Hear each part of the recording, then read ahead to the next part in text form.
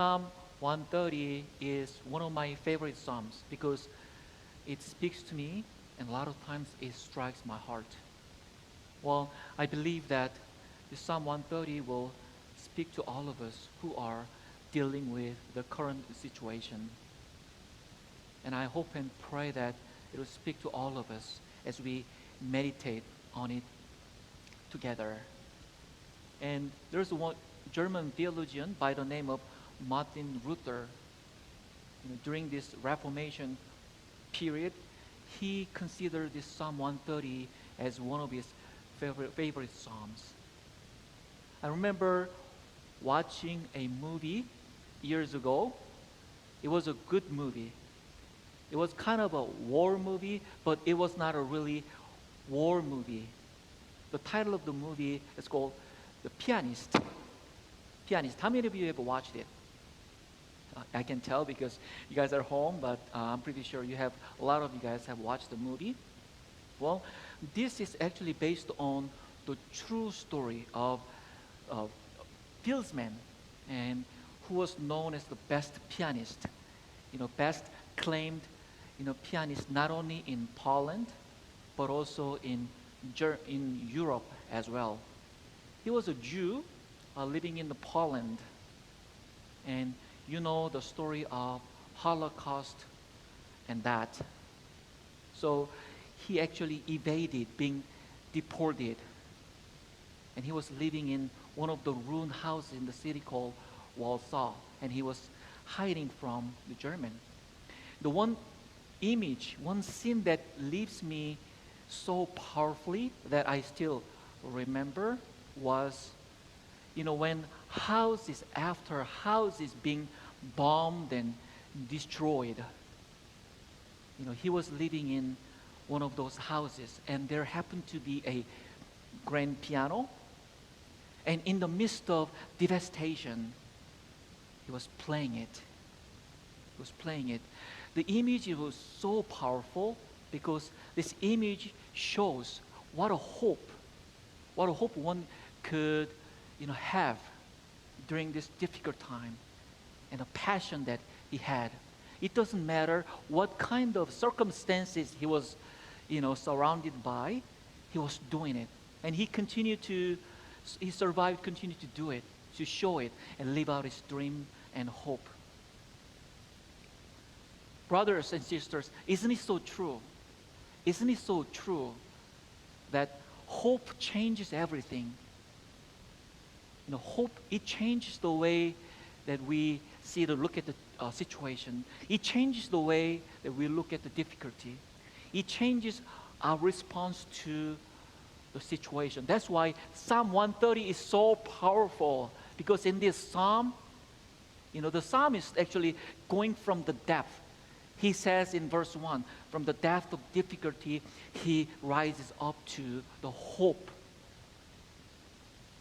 This morning, I'd like to, take a look at this psalm together and try to figure out how can we do that in our own lives. Because you and I, we all face difficulties and hardships and depth in our own lives. And I don't even have to tell you about this, because all of us, we are going through the depth of, difficulty with coronavirus. Our world, we are going through the depth of the difficulty with this COVID-19. The question is, what does the psalmist has to say to us, say to the current situation? How can we move from the depth, trouble, trials, to the hope? Well, let's find that out. If you look at today's scripture, verse 1 and 2, the psalmist says, out of the depth I cry to you, O Lord. Lord, hear my voice. Let your ears be attentive to the voice of my supplications. I'm going to read one more time. Out of the depth I cry to you, O Lord. Lord, hear my voice. Let your ears be attentive to the voice of my supplications. By just looking at it, by just reading it and listening to the tone of the voice, we could tell the psalmist is in deep trouble. He is in a serious debt. That's why he's crying out for help. I've been curious, okay, what kind of supplication and debt that the psalmist is going through. So I look at the commentary. Excuse me. The commentary actually explains that his death isn't just a physical pain. This isn't just a circumstances, but this is actually mixed with his inner spiritual dilemma. He is struggling with sin. He is struggling with separation from God, and he feels that God is not with him. But yet, he still turns to God, and he's asking for mercy. In the midst of struggling with sin and struggling with separation from God's presence, this is what it says in verse 4. But there is forgiveness with you, so that you may be revealed. There is forgiveness with you, so that you may be revealed. Well, brothers and sisters, I want you to understand. Sometimes we see the Old Testament reading and New Testament reading separately. But, a lot of times, we see the gospel message in the Old Testament as well. I see the gospel message in today's scripture, especially verse 4. The psalmist says, with you, God, there is forgiveness.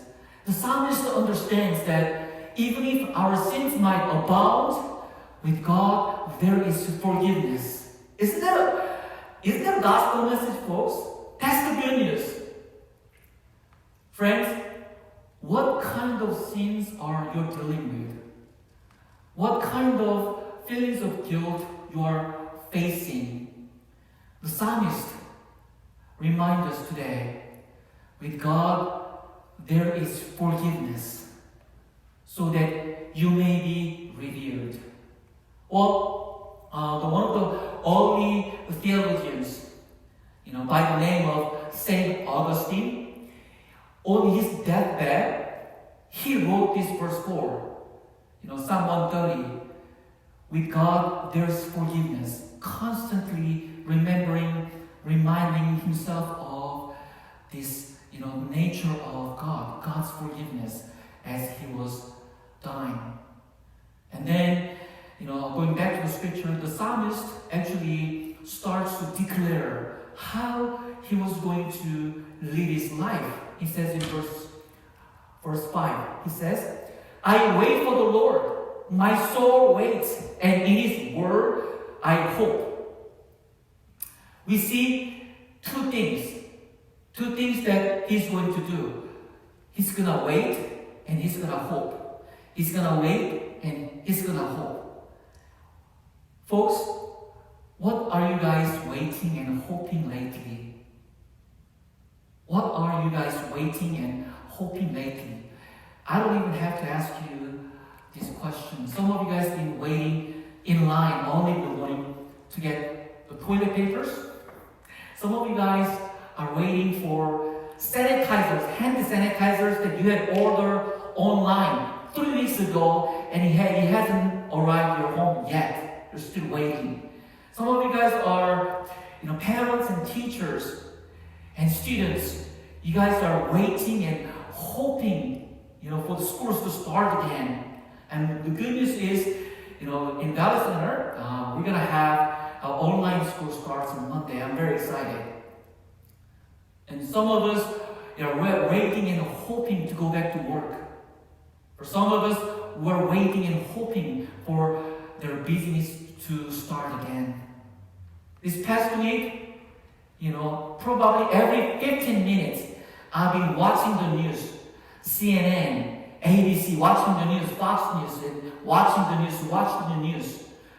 Because I've been waiting. I've been, hoping that somebody or some company invented the vaccinations to cure this disease, this coronavirus patients.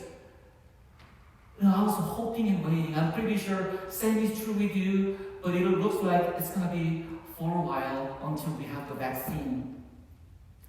So in the midst of the waiting and hoping, I feel as if the psalmist, is encouraging me. It's encouraging all of us. Hey guys, continue to wait. Hang in there. Place your hope and trust in His Word. And then he continues to say in verse 6, my soul waits for the Lord more than those who watch for the morning. My soul waits for the Lord more than those who watch for the morning. When the watchman is waiting for the morning, he's not going to say, I wonder if the morning is coming. But when the watchman is waiting for the morning, he's going to say, if I wait long enough, the morning will come. The morning will be here. Well, last week, I posted a couple of pictures on my Facebook page.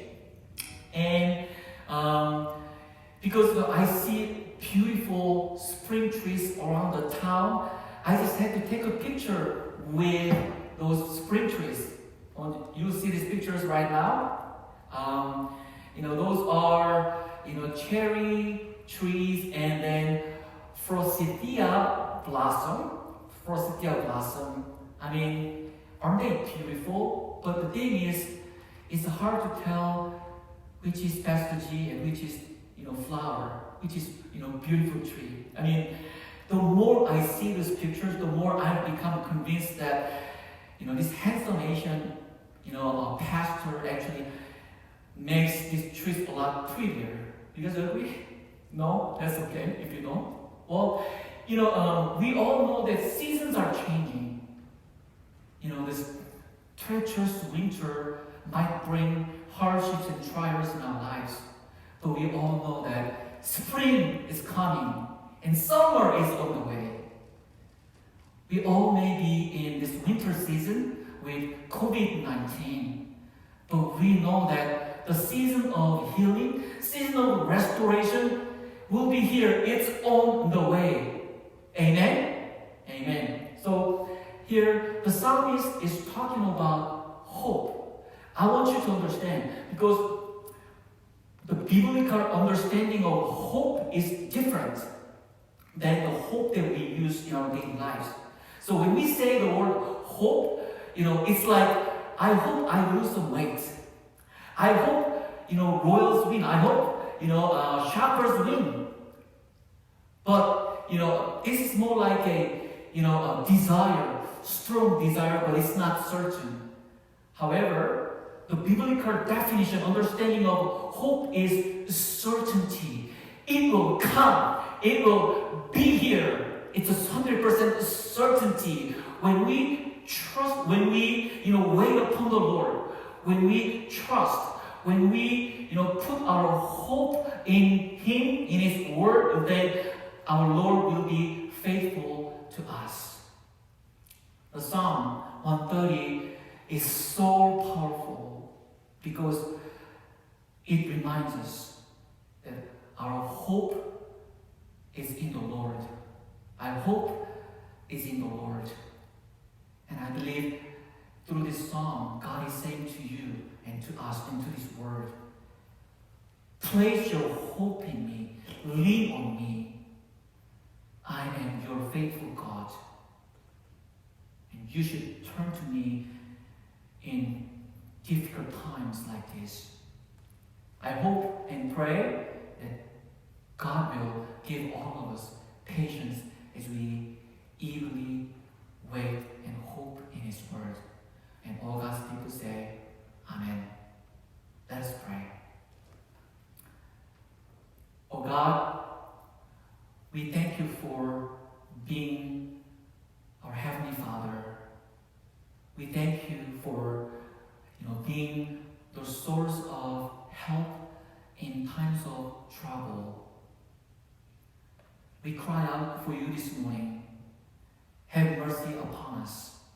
upon the people, upon the countries in dealing with this coronavirus. Lord, we hanging in there.